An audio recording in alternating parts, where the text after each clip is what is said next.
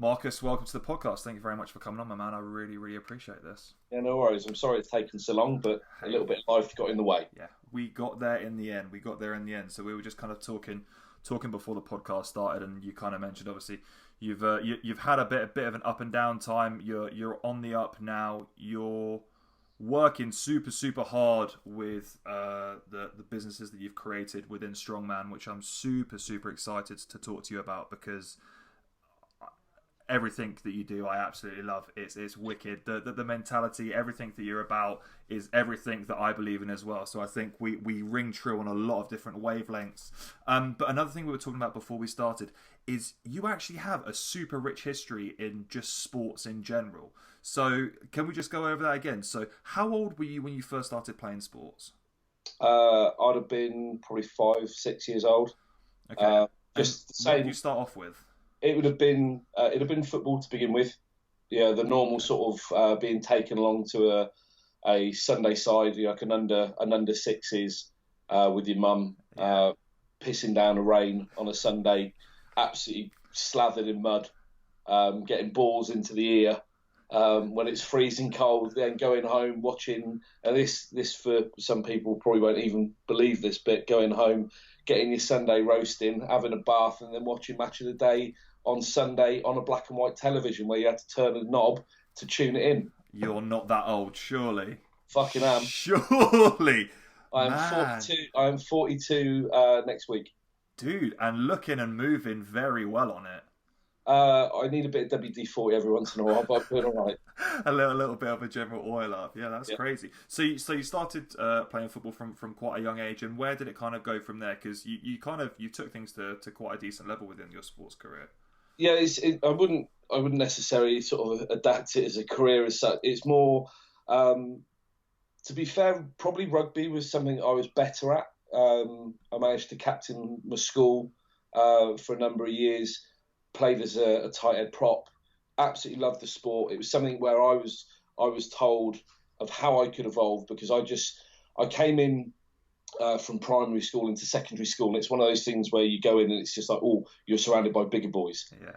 And I was a waif. I was a very, very slim, skinny bloke up until probably the age of 15, 16. But when I first walked into rugby, I was a bit panicked by it. But I had a very, very good rugby teacher, Mr. Crow, who I still see to this day, because his son played cricket with me. And I was just told that doesn't matter about your size, it's your mentality. Also, the fact I was very quick. So he just said, you like your physics? And I said, yeah, I do. He said, well, take your mass times your velocity. He said, doesn't matter how big they are. He said, you can knock them down. And that was it. So I sort of learned and loved that encouragement within rugby. Unfortunately, I was told very early on that I wasn't going to get much bigger, so that side of things would end. And you just felt dragged along because all the cool kids as such would play football, so you wanted to be part of that. I would probably say that I was very lucky to play for some good teams.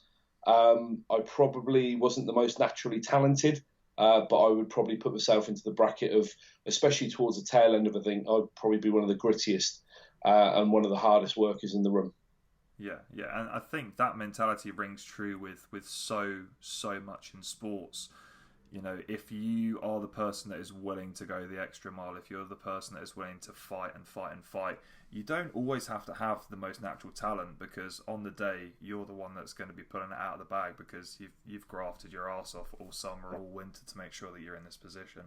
I learnt a valuable lesson from a time in Australia. I was very lucky to play football at the time for a team called Leaning Strikers. There was a sort of a reserve side as such, and then there was a very good side. And the good side at that particular time could have players in that would end up playing for people like Perth Glory, which is now the A-League. Mm-hmm. And the manager that we had at the time, we got on, but I so badly, because I came from the reserves playing a set position, I so badly wanted to continue in that, and just remember getting the call up and being moved to right midfield, and just had a strop, of which I've seen on young lads as well, and just toys at the pram. I played like a prick. Yeah. Really did. I didn't put any effort in. I just let people glide past me. Um, and his response was brilliant, and it's clearly stuck with me to this day, because how he handled me was exactly what I needed, because I was expecting, right, okay, you're just going to get dragged off now. He didn't. He just addressed everyone in the changing room and just said, if that's how he wants to play, that's how he's to play, we're not going to take him off. You carry on. He said, just look around the changing room, look at the man next to you. He said, if you can cope with that, he said, that you're letting them down, not me. He said, I don't give a fuck. He said, but if you can cope with the fact you're letting the man next to you down, he said, that's on you. And I had a fucking blinder the second half. Literally dragged the game back. Probably played one of the best games I think I've ever played. And learned that sometimes you got to do things that you maybe you're uncomfortable with to begin with, but it's because someone sees the best in you. And that whole thing of playing for the man next year has never left me. It's something that, I was able to take into when I started skippering myself, and felt very privileged to have gone through that lesson. It was short, sweet, but left a very, very vivid mark on me. Yeah, 100%. As someone that's come from a very rugby rich background, the whole mentality of it's not just you. You're playing for the person to the left of you. You're playing to the person to the right of you. If you don't make that tackle, then that means that you've now made someone else's life more difficult. Yeah, exactly. As being part of a team, you work cohesively to make everything easier. You don't make anything harder for anyone else. I love that. So that's really interesting. So that was a big thing for me transitioning across. I've always been in team sports, and I had a short stint in athletics where I did quite well, and then moving across to strength sports. How did you find that transition? Because for me, it was quite a rocky start, going from somewhere where you're around your mates all the time. For me, I don't have loads of friends that are in strength sports, so it's not like I'm in a gym with tons of other people that are training the same as me. So how did you find that? Because it's quite a strange transition. Yeah, for me the transition into the gym was out of necessity. Cricket for me came to an end. I ended up playing cricket in my 30s, and I got to about 37, 38, and you're not quick anymore. You can't bowl like you bowl because joints are failing, everything's starting to give up a little bit. And even if you're trying to bowl in the 70s, that's really difficult when your frame's breaking down. Your elasticity's gone, your shoulders are fucked. And it just came to an end, and I finished on a bit of a high, back to back, winning this particular cup. And 1 minute you stood there with sort of like your peers being presented a trophy, and the next minute there's no pre-season. For the first time in over 2 decades, there's no pre-season. There's nothing then to look forward to. And only a couple of months had passed from that, the end of season presentations through to that particular point. And I just lost sort of sight of who I was. I lost a bit of my identity. Yeah. And I had a bit of a life wobble because of it. So I didn't leave the house for 32 days. It started off with tiny little things really, which made at the time a lot of sense, which would be, you've got work, because I work from home, but you really want that coffee. There's no milk at the moment, so why don't you just quickly leave, go and get and then something in your head would curtail that and just say, look, the work needs to be done. You don't mind a black coffee, get the work done, get the milk once you're done. And it sounds totally plausible, but what would happen is at the end of the day, I'd never get the milk, because it would be a case of the brain would start saying to you, you don't need to go out, you finish work, you don't need the coffee now, just get it in the morning. Well, that morning or that evening never came. Yeah. And the messages about leaving would just become more and more compounded just to keep you indoors. And I just lost all self-esteem. I lost all confidence. I went from skipper, like, Mr. fucking invincible to my teammates, through to a mess in no time at all. And it was that really when I had a chat with my wife at the time and said,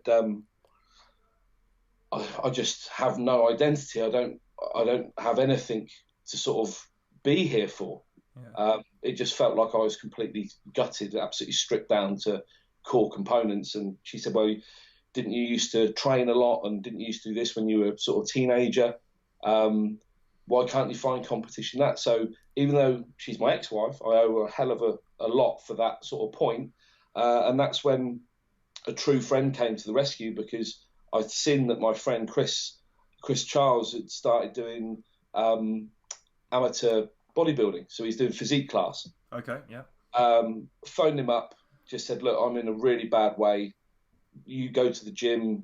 Would you mind grabbing me, taking me one night? I just need a bit of an out, and explained the situation. 30 minutes, mate, he's at my doorstep. Wow. Walks in, put this on, and you're going. And my fears and anxiety, I'd not left the house in over a month. My fears, anxieties were through the roof. I've never experienced any of this. I've never experienced fear like this. And there I am, stood in the corner of this place, Ironworks Gym in Didcot in Oxfordshire, fucking pinching my thumb just to feel something. And that was the start of it. I faced my fears, and I went through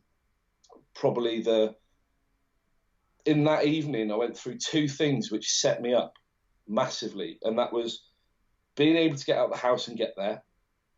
And it wasn't some sort of self-fulfilling prophecy about fucking doom and gloom and how bad it was going to be and all these irrational fears coming in. But not even halfway through, it was towards the tail end, because I was weak as piss, because I'd literally done nothing for such a, even though it was a couple of months, I was already into the probably muscle wasted sort of stage. Yeah. And it makes people laugh when I genuinely say I couldn't bench 37.5 kilos 3 times. I was that piss weak when I went in there. I was such a mess. But we finished on this little arm routine that he gave, and it was just because he had to obviously, it's hypertrophy training, and he's trying to build, pump and pressure in the muscle, and it's 50 reps 4 times round, and he just gave me these little 2.5 kilo dumbbells, and I've got no pride issues, so it's not a problem. I don't give a fuck. You tell me what to do. I don't care what the colour of them. I don't care what the weight is. You tell me what to do, and I'll just crack on. But it was 50 reps. And by the time we were 3 sets in, I couldn't feel my forearms, let alone my hands. It was just fucking agony. Yeah. And I'm not easily sort of put off by stuff like this. I'll grit and graft my way through. And he just said, there's one rule with it, you just don't put them down. So I just had to try and readjust them, because it was falling out of my hand and I couldn't shut my hand. It was just fucking swollen. It's like go-karting hands. Yeah. And I just went to readjust it. He said, and he got in my face immediately and just said, you put them down. He said, you are fucking done. I'm not going to give up my time if that's what you're going to do. If you're going to fucking quit at the first hurdle, it's pointless. And, I was being very honest with myself, but I managed to get through it. And I'm sat in the car half an hour later, just unable to drive, just unable to lift my fucking hands onto a steering wheel. And I was being really truthful with myself in that I'd gone through the pain element. I'd gone through that a number of times. And I was being honest. I couldn't hold these things. Yet I fucking finished it. I did it. So who was lying to who? It was the first time I questioned what my brain would tell me every once in a while. And I'd been pretty fierce competitor over the years and managed to eke out the best out of this body and certainly the best out of my brain. But that was the first indication that, do you know what? Maybe there's a little bit more to give. And that was it. Day one was fucking perfect. It set me up, because it was from that every single training session was a challenge to see what I could find. Yeah, it's quite remarkable that the more you speak to people that not just have careers that are based around training, but people that just really, really love training, is that you find that there is this really interesting mental, emotional connection that people have with the gym. And I've always said it's half of it is about the training and half of it's therapy. And it's the way that you process things. It's being in that stressful environment. It's putting your body through hardship. You're breaking yourself down. You're building yourself up. You're stronger. You feel more confident. And every single time you come out of there, you feel like you've gone through something and come out the other side. And I'm sure there is something psychologically absolutely incredible, because I feel like it just shapes you differently as a person when you There's a go lot of through life hardship. lessons. There's a lot of life lessons to be learned in the gym, but importantly as well, the gym and training is fair, because a kilo is a kilo and a pound is a pound, and you want to make the next step, you can fucking earn it. Yeah. But there are no ways to short shift it. Yeah. You train for every single bit of it, and where else in life can you find something that's that certain?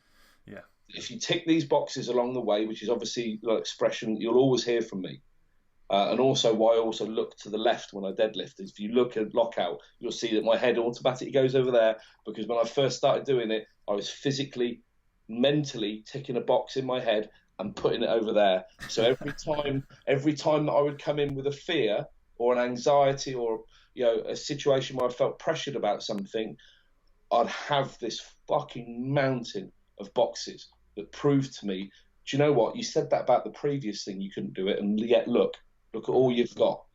So there's lots to be learned from it.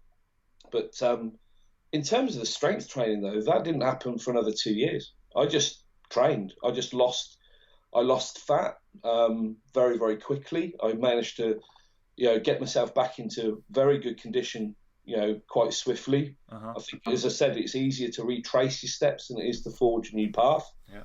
But I always had an eye on the bigger lads. Okay. Because, you are in there, and it's, say you're bench pressing. I couldn't do fuck all to begin with. I couldn't squat. I couldn't deadlift.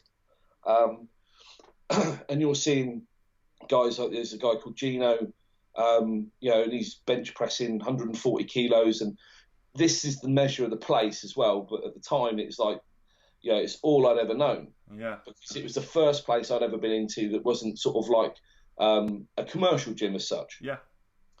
And it seems laughable now that you sort of see someone benching 140 kilos and say, I think that'd be, one day. And then... Don't you rep out 140 kilos on bench now? 12, yeah. Yeah, I was going to say, dude, I've seen you rep out 140 kilos like it's nothing, so, yeah. But that was it. It was always a case of, I'd be the dusty old fuck that would sort of say that I'll get that, I'll tick that off soon. Because, well, you've not even done 100 yet. And then within a couple of months, there's 100. And then you sort of say, right, okay, that'll be for 5 soon. And then it was 5, and then it'll be a 10, and then I'll do 140. The way that I've always looked at it is, if you keep aiming for something that feels unreachable, and try and learn as best you can through your mistakes, then even if you fall a little short, you're still far more advanced than you'd be if you were trying to be fucking sensible about it. Yeah. And yeah, you just, within a short space of time, just managed to sort of get the numbers up, and I just didn't want to be a strong boy in a gym. And I said to my friend, because he was competing, he was on stage, and I said, I need my thing. Yeah. And he said, well, what do you want to do? And we had one lad that had done sort of like a local strongman competition, who knew Craig Molyneux. Right, okay, yeah. So I got in touch with Craig, and at the time, I got very fucking short shrift from him, which... I think I must have just caught him on a bad day, because he fucking talks as much as I do. Yep. Which I will always remember, but at the same time as well, I am grateful, because he pointed me in the direction of a place to have a competition. And yeah, that was it. That was the start of it. And the best thing, it seems crazy to fucking say it, but the best thing that happened to me is that I tore my bicep out on the first event. I was going to say, I was looking back through your Instagram, and that was a nasty bicep tear, wasn't it? I mean, it looked messy as hell. The tear itself was because nerves. I didn't warm up, went straight into an axle deadlift, 250 kilos. I think it was a fucking opener, and pulled it, but something just fucking went wrong. And I didn't know. I've never experienced anything like that. I've been very lucky through the years. Never had hamstring tears or anything like that. I've had strains, but no tears. But we had Bill Pittock as a ref, and he just saw it immediately. He just came over and just went, does it feel warm, or is it painful? And I said, it feels warm. And he just went, fuck, you've torn your bicep. He said, what are you going to do? It fucking seems mental now, but same thing I've always done. I just said to him, do us a favour. I said, just pull the fucking sleeve over it and tape it. He said, "You sure?" I said, "Yeah." I just carried on. What made it worse, unfortunately, though, is by the time I got through, I think I was joined first after 2 events still. I slipped to second after 3 events. I slipped to third after 4 events because I was just, trying to fucking get a log up with one arm was difficult. Oh my god. And by the time we got through to the fourth event, it was tire flip, and I managed to get it about, I think three. No, it was 4 times you had to do it. I got it over for the fourth, went to do the fifth, and unfortunately it rolled off. Oh, You couldn't help it, so I extended my arm, and that's when it literally just tore. And I had no use of my arm then. But why I said that I felt I was fortunate about that is that I think if I'd have come first or second, not I've only just seen this little arena, and now it's obvious to me what it was. Yeah. But at the time, looking in, it was like, oh, fucking hell, this is amazing. The realism is it wasn't a very big competition at all. It was literally the starting blocks. But at the time, it felt like fucking Everest. Yeah. But if I'd have come first or second, I think my brain would have just went, yeah, tick that box, done. That's strongman done. Because you never associate that level with world's strongest man. I think no one's fucking stupid enough to do that. But for what it is, almost as a recreational sport, yeah, you kind of think, well, yeah, okay, I've fucking done it. But standing there watching 3 other people lift trophies when I'm thinking to myself, I'm fucking stronger than you. It burnt, and it just unlocked it just unlocked the next level of want. That's and there was a whole new level of, do you know what? Fuck you. I'm gonna really put in now. Yeah. So with this competition, so for people that don't kind of really know grassroots strongman, you would traditionally go through the avenues of entering a novice or a beginner's competition, then through to an intermediate and open, and then with your open you have qualifying events for the open elite categories, which you can then get your invitations to the big kind of stage shows that you'll see live stream now. So going into it, what category did you go into? Did you jump straight into opens, intermediates? Where were you? I went into it was open weight, but it was novice. Okay. So there was weight classes for the day. But the novice was just open weight. Okay. So I remember stood there, and 2 of the lads are some of my friends to this day. A guy called Steve Mount. Steve's similar age, but I think he's 6'6", 6'7". Mm-hmm. Just a fucking giant. And you're stood there, oh, fucking hell, his teeth. This is terrifying, But Steve turned out to be an absolute fucking pussycat, and he's a great guy. And then Stephen Freyer, rugby lad, who's still to this day, and now Steve sort of runs Kettering Strongman, and they've become really sort of good mates. But yeah, it was just sort of an entry level thing. The weights were okay, but it was where I came from, which I call a sort of tits and t-shirt gym. I'd never touched strongman kit, and pretty much for that first year, I racked up 10 competitions in that year. I just got the bug. Wow. I just tried to search out loads of competitions that I'd never touched kit in. Obviously, you're gonna have a bit of a crossover. There's always going to be like a log, always going to be farmers and stuff like that. But you'd find some when I went to Titanium Strength Gym for Sheffield's Strongest Man. Had a particular sort of, it had an overhead medley. It had a good weight Atlas stone, which I'd never done a run of Atlas stones before. And it had a push and load, 7.5 ton, and then you just fucking massive lumps of fucking wood in the back. And it was just all good. You sort of meeting people like Paul Smith along the way, and that was Phil Roberts' gym. Ian, who ran the competition, I recently bumped into again at Britain's Strongest Masters, and it's brilliant to see them all. That sort of camaraderie that comes with it. But I think what I always wanted is, after that first experience of speaking to someone like Bill Pittock, who's a bit of a fucking ledge by his own right, an old warhorse, a bit of a warrior really for what and how he trains. I didn't want their time that they gave me, because they were really kind to check on me after injury and make sure I was all right. I didn't want that time and effort that they put into me to be for fuck all. So I found it as a bit of a responsibility to make sure that if I was going to take time and advice off of people. I put it into good practice, and I wanted that first year to be, kind of a good reflection of that. Yeah. So you smashed it. So, so did you get were you able to get a full reattachment on the bicep? Did you go in for surgery? No, I've got a gap. Okay. I've had basically a previous injury where I severed everything to the bone. So there was a previous surgery there, and not much in the way, which is why that arm never really straightens. Okay. Because I didn't warm up, purely it's bent. The axle's pretty forgiving. So all that surgery that I had 10 years earlier was just torn clean off the bone. Wow, jeez. So what was your road to recovery like? So it's crazy. When you talk about these things, there are so many very, very similar parallels that I've had throughout absolutely everything with your sporting career, with the injuries that you've had.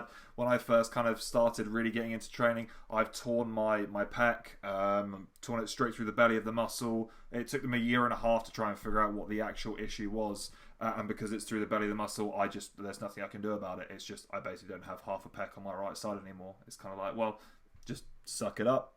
Yeah. Okay.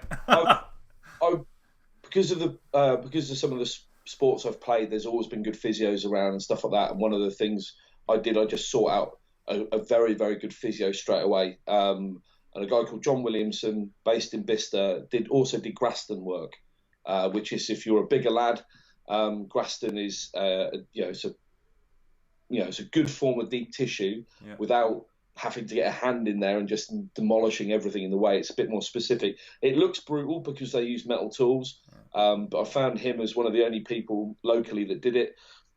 And I came into his place and said, look, I've fucking wrecked my arm. And he just asked me, he said, you're going to be serious about this, aren't you? I went, yeah. He said, because I can kind of tell, this isn't just, you're not here to fuck about. Yeah. He said, I'm going to have a word with the boss, which is his wife. He said, I might sponsor you. Oh, really? He said, yeah. He said, because otherwise, he said, I think you're going to put your mortgage into my house. Your mortgage into my house. He said, because I've got a feeling, he said, I'm going to be seeing you a lot. Yeah. And John has been with me ever since. John got me patched up and repaired. I did everything by the book, went through some pretty painful rehabilitation to speed things up, i.e. stimulation of muscle fibres and stuff to aid that process and speed it up. And then I was ready a few months later and competed at Body Power with a strapped to fuck arm. That's mad. And how did you place that competition? I think I came about 14th. It was 71, I think. Wow. That's a big-ass competition. It was a very, very good year. It was a really good year. It's a shame because Body Power since then really has been on the decline. But in terms of that comp, that really gave me a feeling of place and also the appreciation because you're stood in there. That's only my second ever competition, and you've got people like Terry Ollins milling around, on the broom at the time. And it's, oh, fucking hell, it's Terry Ollins. You really want to chat to him. Yet you don't realise at the time he's very insular until he sort of knows you. He does keeps himself, and he probably wanted the ground to fucking swallow me up just so he's not got to stand and get another fucking photo with anyone. And by his own admission as well, he does have resting bitch face, as he calls it. But Terry it's weird as well because, you look a few years on, Terry's been one of the nicest people to me, both for business and personal. When I said I was going through a divorce, he's been someone that's checked in on me and been a really, really nice person to have on the friend list within the sport. But you're in this sort of bull pit with all these fucking people, and I remember sort of Mariusz Polinsky being in there as well as one of the opens. Jeez. This fucking A-frame neck mutant, and you're just shitting yourself. Yet it was the car deadlift, just changed everything. There's a bit of nerves. I absolutely blitzed the farmers. I think I was in the top 3 on the farmers. But the car deadlift, and I just watched the video back, and it just lets you know what's inherent in your nature. And there's a guy next to me. They call 7 seconds, and I am fucking dying. The guy next to me in that period of time, that 7 seconds, you see him walk off camera. I couldn't. I just had to pull. I didn't think about it. I didn't really know what I was doing. I was being sick in my mouth as I was pulling, but I pulled another rep. And that was the one thing I started to learn, is that I never went missing in competition. I didn't as a player, and I'm not doing now as well. I was able to find just something else, just a little extra. But regardless of how shit that felt, I got a real buzz from it. Yeah. Because again, it's that little thing in your head of, what can I really do? I've not trained half of these fucking events. I've never picked up a 300 kilo yoke before. Didn't know what the fuck I was doing. I'd never done it in Nike Airs before, to be fair, for that entire year, actually almost 2 years, the red Nike Airs, of which I actually have 3 pairs of the same ones, became a bit of a feature, because it was, especially for things like Farmer's Walk, it was just silly little fucking bullshit things you tell yourself as well. Just I needed them. I was going to fucking run. I'm not walking it. I'm fucking running it. So I need them. But I had a recent conversation at Worlds with Derek Poundstone, and he said exactly the same. And I felt really validated. It's just, yeah, fucking legend. Because he just said lots of people would switch footwear and stuff like that. He said, I just wore sneakers. He said, I wear Nike Airs or whatever. He said, I was going to fucking move. He said, so I wasn't worried about the wobble. He said, I was going in a straight line. He said, the fuck do I care? And I thought, I really would have loved to have said, look, I've worn these fucking sneakers for like life because of. Me too, man. Me too. Yeah, it's just like, yeah, so he's got something in common apart from you're fucking brilliant. I'm shit. But no, that was it. That competition that solidified everything. And then I just kept going through Facebook, finding competitions. I'd travel up the night before. I'd stay in a hotel. I'd eat like fuck, and then just probably shit my lungs out through fear and panic of the morning, unable to eat as everyone does. Yeah. And then within the first event, everyone's like, yeah, everyone's chatting and everyone's excited. I'm so fucking glad I did it, because as I say, I bump into all these people. We made Britain's novice final, of where I met Gavin Bilton for the first time. So was this Britain's strongest novice? Yeah, first year. Yeah, dude, I did the exact same thing. It's it's crazy. It's like everything you're saying. It's like copy for copy. Everything I've done so far. And it's nice as well, because you use the sort of position of being able to articulate to the next lot that come through. This is what's going to probably happen. Drop the fucking alpha chest beating shit, because everyone's nervous, mate. It's fine. You're perfectly fine. Everyone's shitting themselves. Yeah. We don't know what's happening. So just go in, enjoy yourself, and what's going to happen is you're going to get that first event out of the way. Everyone just relaxes. Everyone's over the moon. Some fucker's taking a video of it, and you're going to walk out with friends that you'll have for life. Yeah. So appreciate the moment, love the competition, give everything, and you'll be fine. It's beautiful. It's really strange, because coming across into what is invariably a solo sport, you're stepping up onto that podium, and it's just you up there. And at the end of the day, if you don't pull that weight, that's not on anyone else. No. That's on your ass, and every single set of eyes is watching you. And there's something so humbling about facing that adversity, pushing yourself through that, kind of stepping up. I mean, when I first started, I remember I had it in my head. It was my second competition ever. It was the Isle of Wight novice competition, and I hadn't done a deadlifting competition to that point, and my deadlift sucked. And it was a 200 kilo deadlift for reps. And I remember I was thankfully either the last or second to last person to go. And everyone's standing on the sidelines chatting like, oh, so how much do you pull? What's your deadlift? What do you expect to get rep-wise? And I was like, look, guys. Don't expect anything out of me from this deadlift. I'll maybe get 6 repetitions, absolute max. Step up, whistle blows, I pull it up. And I can, even to this day, I remember, there's just a look of surprise on my face as I stood up, and I was like, fucking hell, that doesn't feel like 200 kilos. And dude, I repped out like 13 repetitions in 60 seconds, like smashed my PB. I looked across back to the sideline, and everyone was like, what the hell? And I was like, I have no idea where that came from. That was incredible. And it was just from that point, I was like, I can't. There's no way I can put these limitations on myself because it's obviously bullshit. If I thought that was the case, and I'm actually doing twice as much as I possibly can, it's exactly like you said.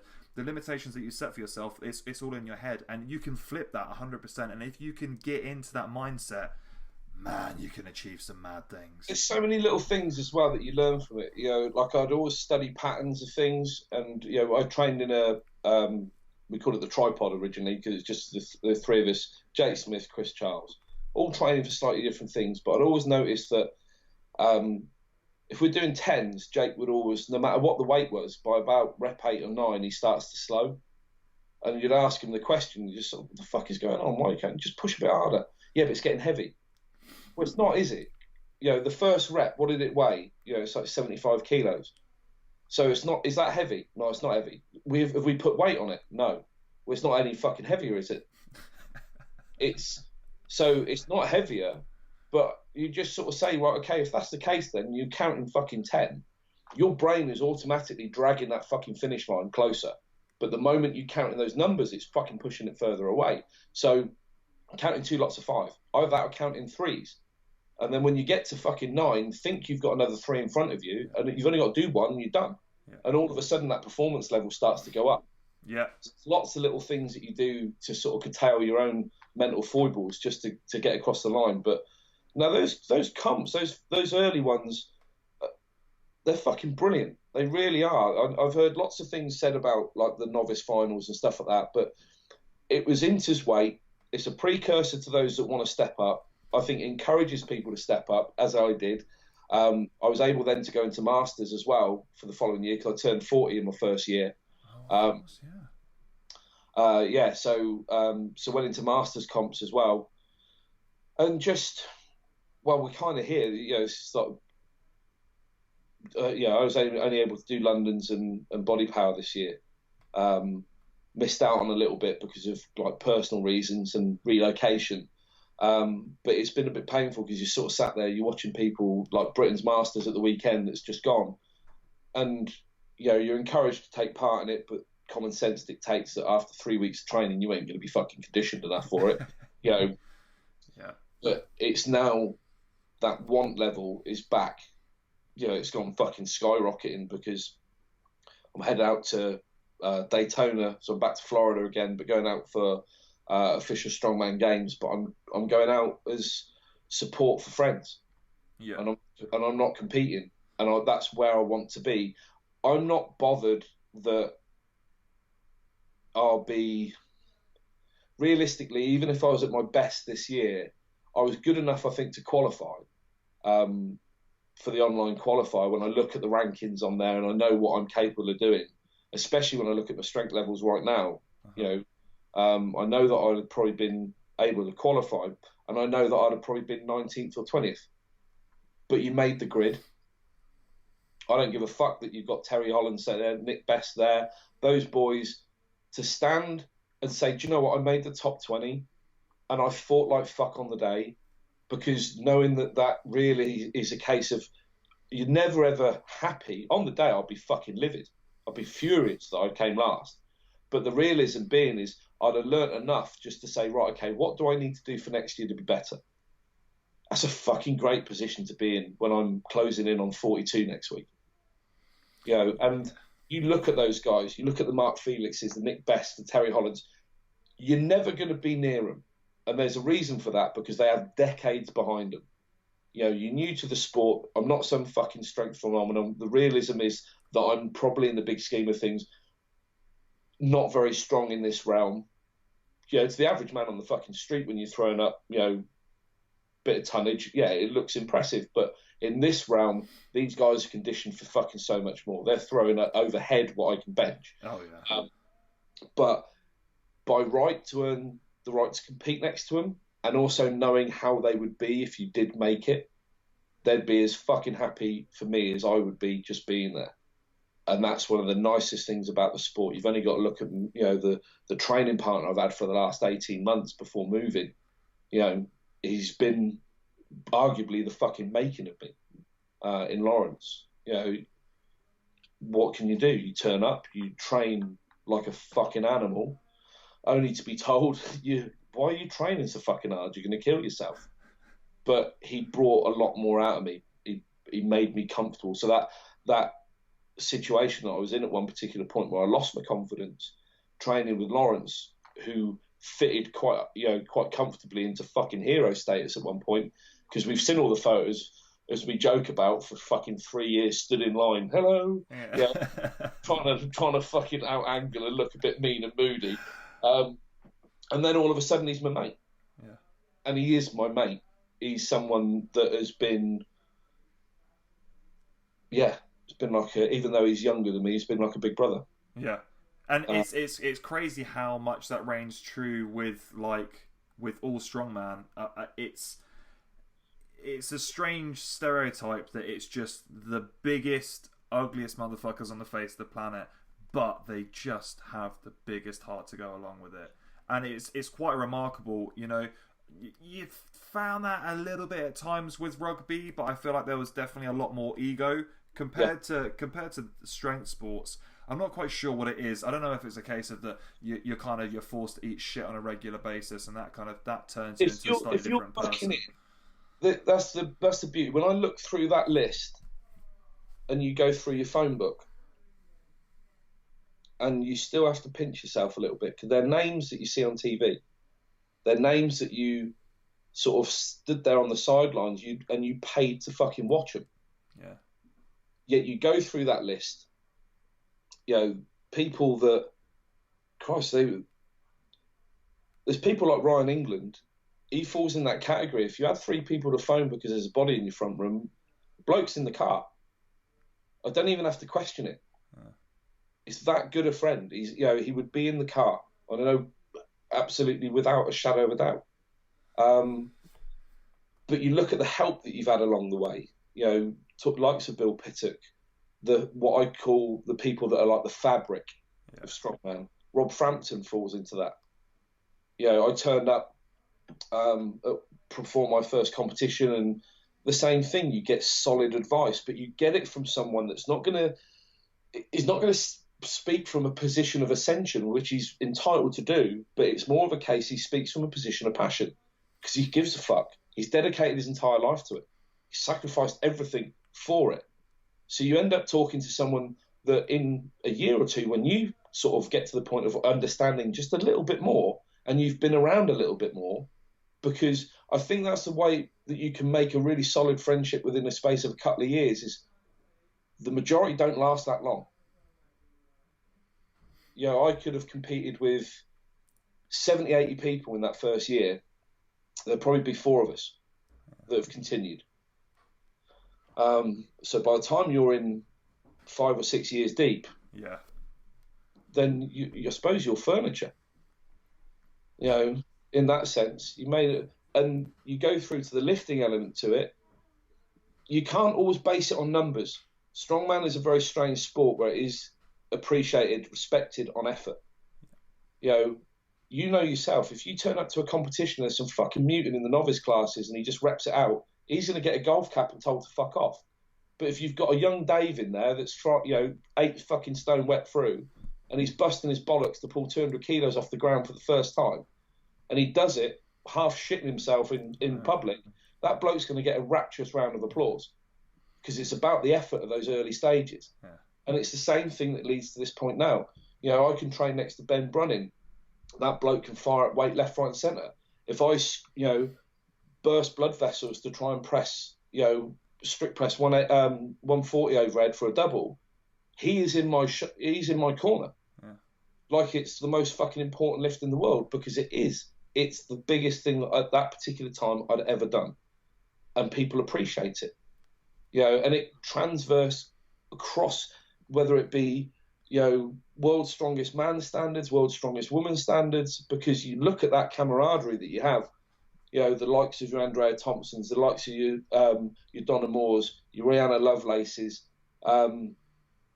these types of people, you fucking cheer them on and they cheer you on, and it goes across the sport, because you've earned that lift, and that's the bit. Everyone knows what you've had to do to get there.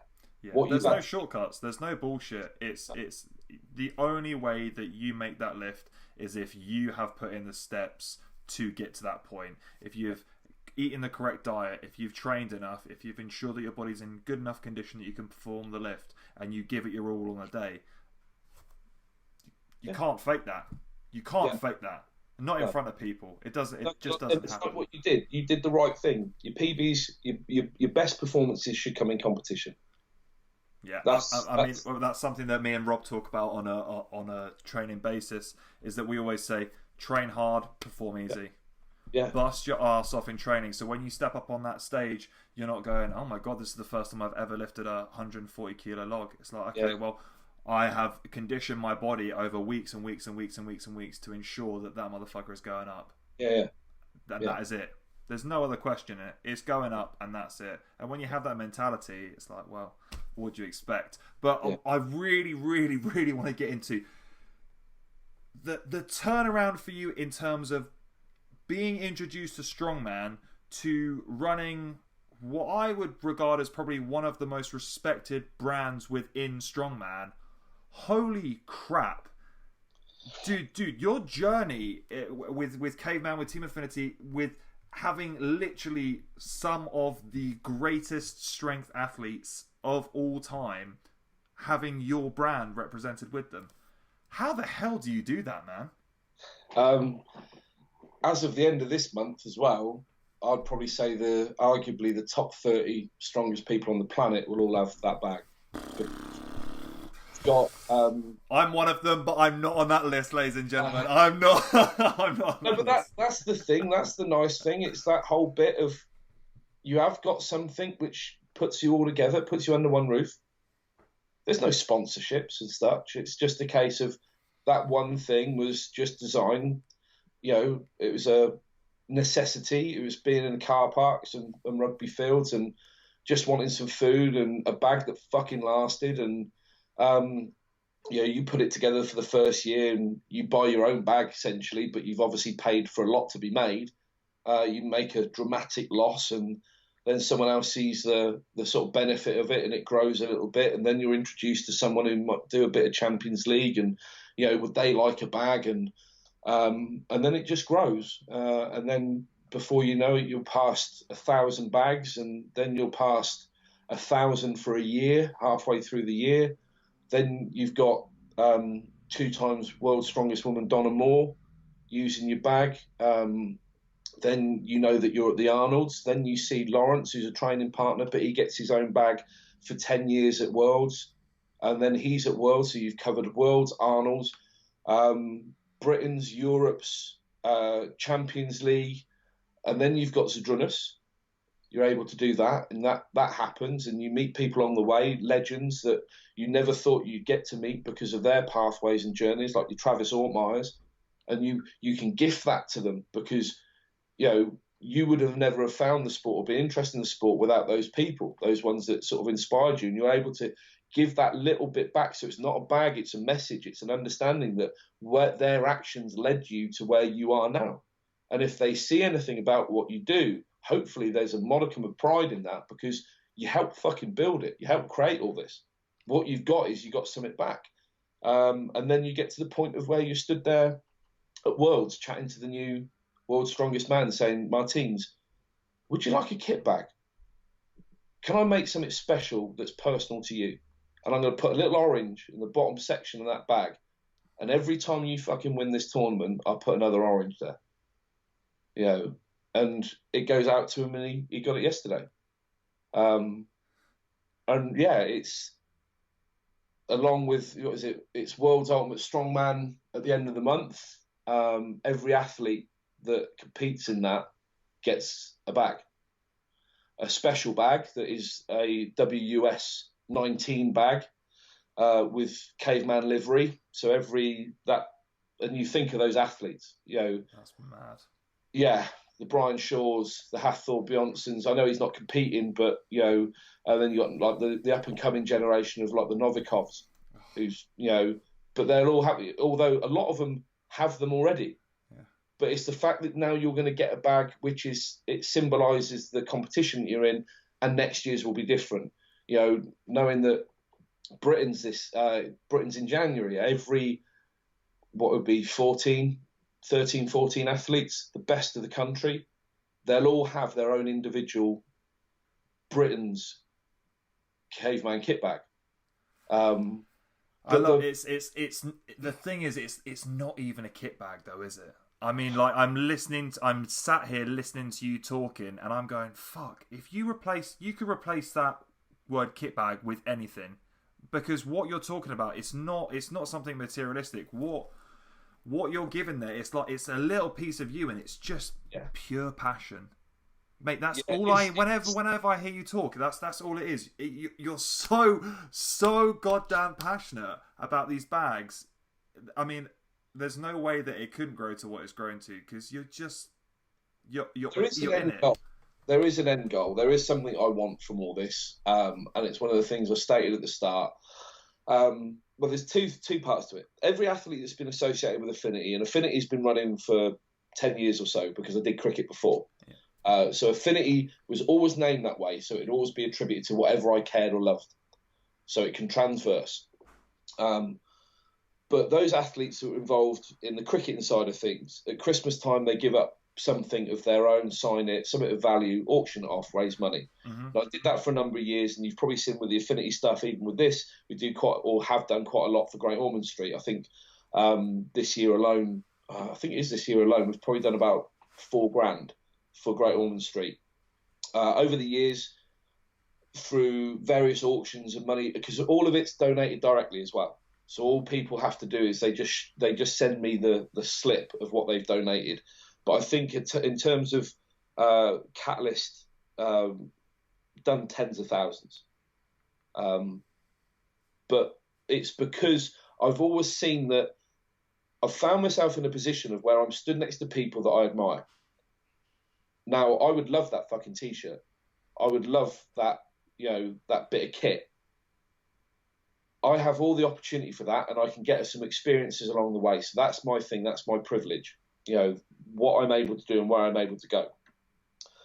With some of the trinkets and bits and pieces, what I can do is I can use that for something a little bit bigger than me.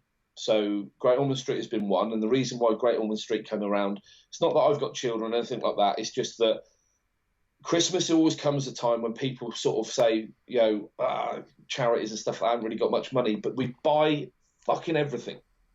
We spend too much money on food. We spend too much money on shit that we don't need. We buy a fucking jumper to replace a jumper that we've not worn since fucking last year. And there's a lot of waste. So what I've always tried to do, especially with the people that follow Affinity, those ones that, that come under that bracket of Team Affinity, and that itself was something that came about through sort of charity, because it's called Team Affinity because a West Indian lad called Neil Ramdas, we raised a couple of quid when he went through testicular cancer. And he just likened it to being a family, because he basically had to give up a cricket bat, which was made for him, and give it back, because he said, look, I need the money for treatment. So we gifted the cricket bat to him. But because I said it to the outside world at the time, people donated money. So he came back, and that's how the hashtag Team Affinity came about, because he felt he was part of something. But it always strikes me is that when these opportunities are here, where you can challenge people to say, look, you're going to go and spend money on yourself anyway. Why not buy something that you're never, ever going to be able to buy from anyone else? You buy something that's unique, something you love, but it's going to go and do some good. So that's the bit that I've always wanted to do. And as the audience grows, not everyone's going to be able to do it, because not everyone is that way minded, but we've got some really cracking people. Like Jerry Pritchett's a really nice guy to speak to. Martins has been really good, and Remark, the videographer guy that works with him all the time, have been brilliant. Stoltman's, Lars, all these guys have been fucking amazing. But as this grows, the overall thing is I want to bring out a kit bag that I want to be able to sell for about 20 quid, basically cost. So that kit bag is your school bag. So you turn 11, you go to school, and it is the thing that you want to own. And at 20 quid, it doesn't matter if your dad earns 100 grand or 10 grand. That kit bag design will never change. But it's the one thing that your mum, if she ain't got the money, could buy one second hand on eBay, because maybe it's just got a bit threadbare. but that kid can still own that bag. Yeah. So there's no, I've got the latest. There's no feeling of, you can own that bag and you don't have to have a fucking penny. So And it doesn't have to mean anything other than what it is. It's attributed to the strongest people on earth. I love that. And if they can help drive that through their association by just, Hathor doesn't have to pay for his bag, that's fine. But if he understands what it leaves behind and helps me get there brick by brick, then hopefully we do some fucking good. But that's what I wanted it to be, because the Affinity label is the all-encompassing, to do something for love. And as you say, I'm passionate. I do give a shit. This is my job. This is my dedication. And I want it to count. Yeah, and how does one juggle what you do? Because I myself am self-employed. I work within the gym, so it's quite easy. But for yourself, for someone who is training hard, you're competing at a decent level, you're working really, really hard as well. How do you juggle all of those things at once? You sacrifice. I was married for nearly 10 years and I walked away. Got to see it through. Yeah. We're on different paths. As hard as it's been, I've got a job to do. I've got one opportunity to do it. So I want to see it through. To some, it'll be madness. To some people, it's, you've made a rod for your own back. But for me, I've kind of always sort of seen it. I've seen the benefits in the details, the day to day. Standing in a new place, 150 miles away from anything I've ever known. Feeling isolated for 2-3 weeks, but you're standing with a young lad in a gym, able to give them a piece of information which hopefully betters their day. And it's the catalyst has become the whole thing. But the real sort of world impact is very, very different. It's the fact we're talking about his job, and we're talking about it's the training element which has got us to that particular point. And I like the fact that the caveman caricature of my own self, it's now sort of life imitating art. When that first character came to pass, and fuck me, all of a sudden I started looking like him. But I did it because I wanted people to understand that you could have all these, emotions and feelings and thoughts on bits and pieces, regardless of what you fucking look like. So you could be a big fucking thumper but still talk openly about stuff and want the fucking best for things. So, but the sacrifice is real. And I suppose one thing I've never lacked drive. And I will and have, ultimately made, sacrifices that, as I say, some people will probably think of fucking madness. But in my head, I've got an opportunity and I want to see it through. I can't die wondering. And when I look at the interactions I've had with people, the people that you meet along the way, and also look at the little impacts that you can have. My Instagram personal messages and emails that come in are part and parcel of that drive. Because the moment I realised when I talked outwardly about some of the situations I've been in, yet you've got people that actually are receptive to it, sat there and just went, I needed to hear that. I was doing it for my own form of therapy, to talk to a version of myself which is 6 months past, just to reaffirm that what I'm doing is the right thing, I'm on the right fucking path. But all of a sudden you've got people that are in desperate situations where I've been, and at that particular point they listened. And I take that really fucking seriously, because I've been there. And, if you have ever been in these sort of darker places, it fucking hurts when you hear someone going through it, because you don't want it for them. You don't need to have known them to have empathy for the situation. And that's why all this became so much more fucking serious and so much more compounded that I've got to fucking see it home. It's not that anyone's fucking reliant on me, because at the end of the day, there's be the next dude and something else that goes on. But if you've got the opportunity to try and do something and do it for the right fucking reasons, go hard. Don't fuck about. Go hard. You know, because if you want something that's going to fucking help you sleep at night, all those shit situations that you've ever had to endure, there is no rhyme or reason for some of the stuff that I've had to fucking go through. But if that experience can make some other fucker feel not alone, or happy to know that, do you know what, there's a fucking out from it, I'll do it again. I'll go through the fucking same thing tenfold, because I was strong enough to do it. And if it means someone else, you can carry them through. And the only thing that'll ever be asked of them, pay it forward. I think it's something that, you know, we're very slowly coming around to it. It's something that I've spoken about, and I chatted with Craig, Strongman Motivation, about this in depth, about kind of talking about mental health, mental awareness. You know, I myself have suffered with, you know, bouts of depression, and I've had a lot of issues at times that, you know, I haven't massively openly spoken about, and not loads and loads of people know about things, but it's definitely a case of we're starting to really break down those barriers now, and it's becoming a topic that isn't taboo. We're being able to talk about mental health more openly, and the more we talk about it, the more doors we open, the more we realise that this is actually so much bigger than we even realised to start off with, because the more people come forward, the more we understand that this is literally something that affects everyone. Yeah. There is no one that's off the table. If you get a dead leg, like a rugby dead leg, full hematoma, and it goes on the wrong fucking vein or wrong artery, you'll rush to hospital and they try and save your leg. So there's one fucking part of the spectrum. If you make punches in the fucking thigh, you get a mini hematoma. That's still a dead leg. You're going to get a little bruise. It's all on the same spectrum. From the person that is batshit crazy just because shit's happened, through to the person that doesn't fucking feel very well in the morning and just doesn't want to face the day, that's still on that big scale. That's just mental health.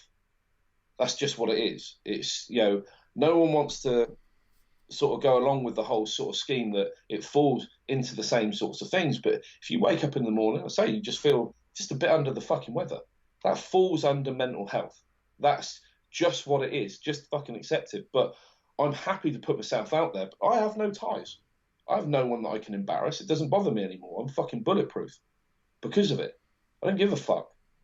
I'm comfortable in my own skin. I've been through the shit.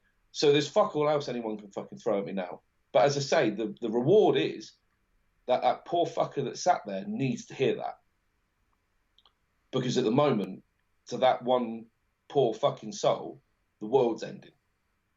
And you might just be the voice that stops their world from ending. And you don't know. You don't know. You know, you don't know people's situations. You don't know what people are going through. Well, and fair, if you can say that and, you know, change someone's life, then that completely validates your existence up until that point. You know, you have saved another human life. Man, that's part.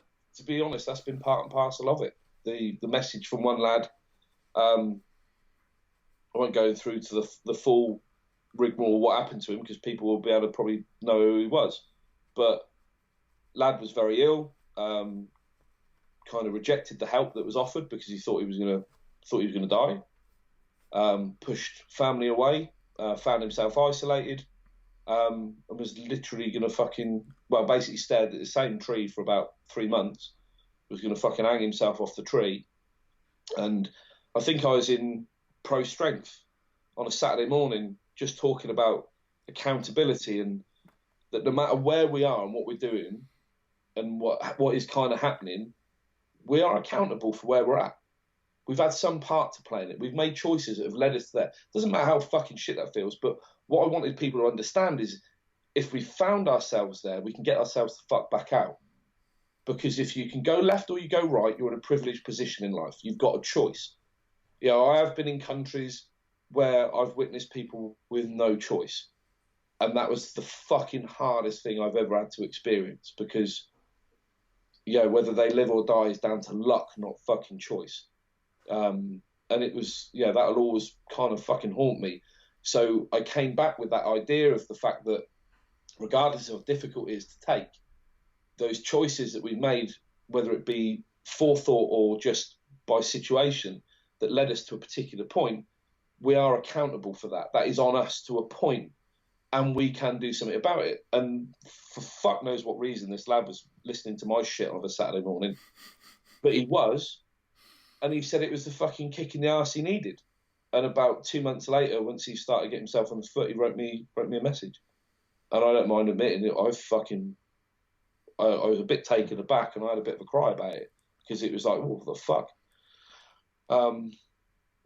But it's no different in terms of, you got lads, and I don't think he would mind saying that you identify and you pick apart what's happening to him. And Luke Fulbrook was one. I didn't know him. I'd encountered, and I would say encountered him once, because it was at London's Strongest Man one year, and this fucking behemoth of a bloke with a ruddy face who just needed to fucking sit down sort of grunted at me as I got out of the way.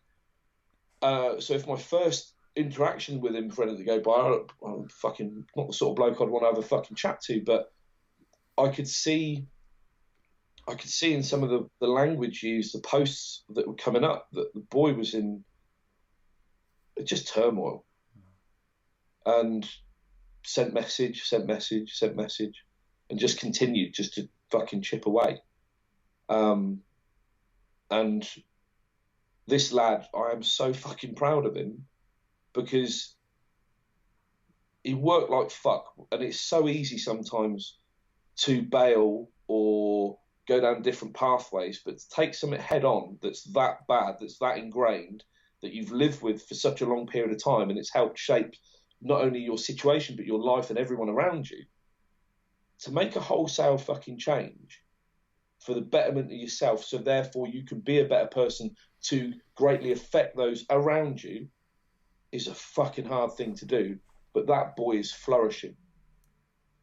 And it's one of those ones now where I see him helping others, and it's that knock-on effect again. And I'm so fucking proud to know the bloke. Simple little things, mate. I'd just send the bloke a cap just to have something, because he would tick something off. He would do something, and it would just, like, I'm going to send you a cap. And you just get a message back like it was, I'm not fucking worthy of it, sort of thing. And then all of a sudden it's down to an appreciation. But if you look at where Luke is now, this is a guy that struggled with competition, the understanding of place and where he was, and the bloke's on 2 fucking solid feet now, helping other people, and I'm just happy I get to see the lad smile. Yeah. But it's certainly a good reaffirmation again that, do you know what, for the sake of putting yourself out for a bit, it's not a bad thing to do. But anyone that's kind of been there, you end up with a fucking empathy radar you can't switch off anymore, because you fucking physically feel it. Yeah. So if the one thing that I can continue to do on my little chats and talking shit, as we've already figured out after an hour and bits past, and I talk the leg off a chair, is exactly that, is that I'll use those talks for the fucking one person that needs to hear it. So, like all shit, like I've always had it, you'll always have some fucker, trying to drag you down. But as I say, good luck to you. I'm fucking bulletproof. Nothing you can fucking do. I love that. Because it's down to that connection. It's down to that one thing. Shit I needed to hear, and I'm glad I heard it. So I'll continue to be that fucking foghorn. Yeah. I love it. And, you're unforgivably you. And there is something so true and so real about that, and people can see through it, and there's a reason why those people don't stick around, because you can't keep up that facade forever. Yeah. And you can see it in every single one of your stories. Everything that you talk about, you're not talking about shit you don't know about. You're talking about stuff that you have been through, that has shaped you and has changed the way that you think about things, and you're giving people this free opportunity to not have to go through the shit that you've been through, but to learn the lessons that are associated with it, which I think is completely commendable, because if we can stop people having to go through those hardships, then I think it's a smart thing. We don't all have to eat shit, but if we're aware of what's going on and how we can shape things and how we can change things, I think we'd make the world a much, much better place. That's why there's a big hashtag that goes along with things sometimes called "just don't be a dick." It's the life rule. Do unto others as you have done to you. It just boils down to one thing: just don't be a dick. It's not hard. Take a fucking minute. Take a minute. Don't be a dick, and then all of a sudden, life's a better place. Love it. Right, I want to end on a quick question, and I ask it with everyone, and I find it very, very interesting. So I want you to imagine for a second that you are stepping into a time machine and you're going back in time, and you're going back to your younger self. So pre-teens, early Marcus, you get to sit there for a second with your younger self, look into your eyes, and part one bit of knowledge, 1 ounce of wisdom, motif, saying, quote, whatever it might be, a way to live your life. What do you tell your younger self to help you get through to where you are today? Never compromise on what you want to be. You can fail at something you hate. Find something you love. Never compromise. Give everything. Love it. Love it. Perfection. Absolutely amazing, man. Thank you so much for chatting with me. I appreciate this so much. There's no way that we're not going to do this again, because, mate, you could talk the leg off of a chair, but I would happily sit here and listen to you for the next 3.5 hours. I just got to sleep at some point. That's all. Cheers, man. Man, as I say, it's nice. It's nice to, I still feel a little awkward at times, because all I do is, you just lift a little bit of tin and chat shit on the internet, and I don't understand how that works, but especially when you're in the arena of people that have done legitimately amazing things. But I'll take it. Mate, you've earned absolutely everything, and there's so much more. I honestly think this is really just the start for you, man. With the passion that you have, listening to you talk, everything that you're about, everything that you're working towards, mate, there's not an ounce of doubt in my mind. You're there. Thank you very much, man. I really appreciate it. No worries.